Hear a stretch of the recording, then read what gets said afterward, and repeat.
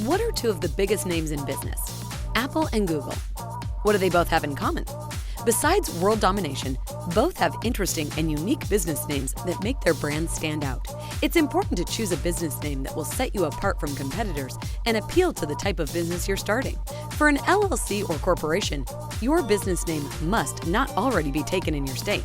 To file a trademark, your business name must not already be filed with the U.S. Patents and Trademarks Office. Correspondingly, if you don't want someone to steal your business name, it's a great idea to officially file and trademark your name.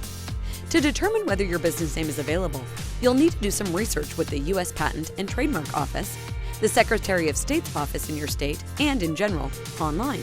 This can be a lot of work, but we can help eliminate the research time and process. Use our business name search tool, which is also linked below. Once you determine your business name is available, it's time to make it official.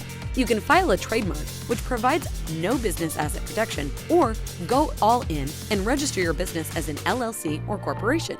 Incfile offers $0 LLC formation so you can get started with your business right away. Check out the link in the description below.